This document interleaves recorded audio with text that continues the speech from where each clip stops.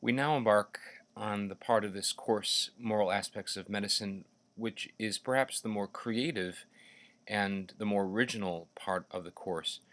because there are very few academic exercises out there where specific clinical issues or moral quandaries or ethical challenges are set side by side with a body of ethical knowledge and thought referred to as Catholic social teaching as a way of seeing how this set of principles and values known as Catholic social teaching can influence or inform the ways that we think about moral issues in medicine. The next 5 units in this course, in fact, will be an attempt to do that very thing. But before we get into that, I just felt it necessary to probably explain a little bit about what Catholic social teaching is, what makes it unique, and kind of where it comes from, and then also to explain a little bit more a couple of the principles that we'll be dealing with in units that follow this one, and then also a couple that don't, but that all make up part of the bigger picture of what is referred to as Catholic social teaching. So Catholic social teaching in general refers to the kinds of moral descriptions and moral inquiries made initially by popes, Catholic popes, in the late 1800s and into the 20th century, and how as popes in the late 1800s and into the 20th century, as they began to encounter and comment upon social issues like the rights of workers or the need for justice in wages or the need to be considerate about how economic policies are set up and how they have an effect on various people's lives. Well, as popes and Catholic bishops and other kinds of Catholic church leaders began to talk about these things, they began to comment on each other as they were talking about the things. And this became known as the body of Catholic social teaching, which we refer to today as a compendium and as a sort of solid set of reflections on these kinds of things. Now, it's not just popes and bishops that talk about these things, but even Catholic theologians and other Catholic church leaders, non-priests, lay people, church leaders, also try to apply some of the notions of Catholic social teaching to social issues as well. So we're not just speaking of popes, though Catholic social teaching begins as a set of teachings that come from the authority or from the hierarchy of the Catholic Church. There are at least 5 principles of Catholic social teaching that are interesting for us in this class, and let me just sort of explain them right here. The foundational principle of Catholic social teaching is the notion of the dignity of the human person. Now, this is a dignity that extends itself all the way back to the theological anthropology understanding of human dignity that we discussed at the beginning of this course when we read the book of Genesis and when we talked about that Vatican II document Gaudium et Spes.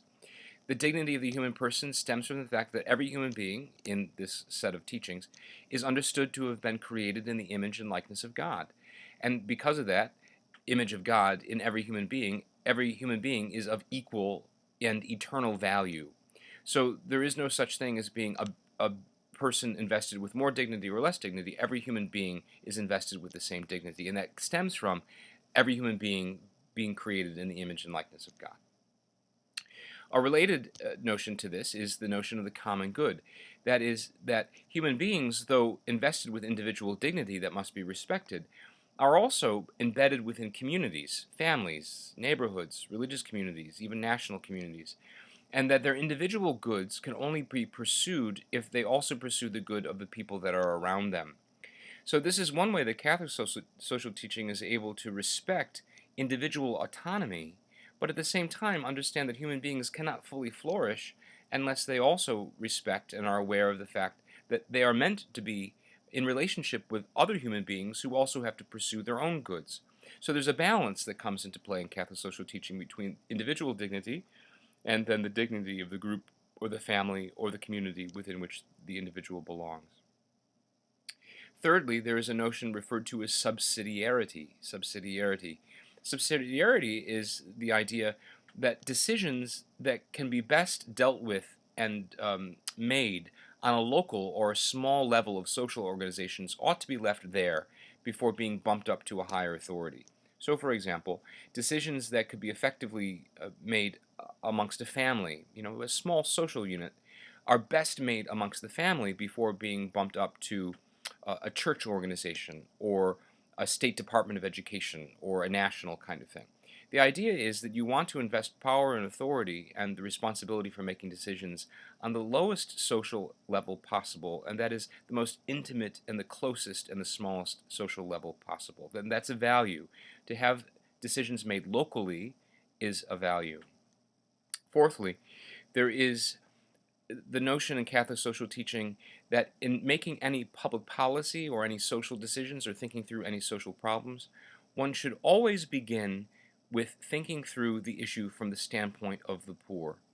This is referred to as the preferential option for the poor. Again, we go all the way back to the first few books of the Old Testament for this, where if you read Genesis and Exodus, you see both in the Judeo Christian tradition and also in a sense in the Islamic tradition, a sense that God seems to choose through those religious scriptures, God seems to choose the plight of the poor over and against the rich. That God himself seems to prefer the position of the poor as opposed to the rich, such that God wishes to liberate the poor from their poverty. So that means that in terms of social organization and Catholic social teaching,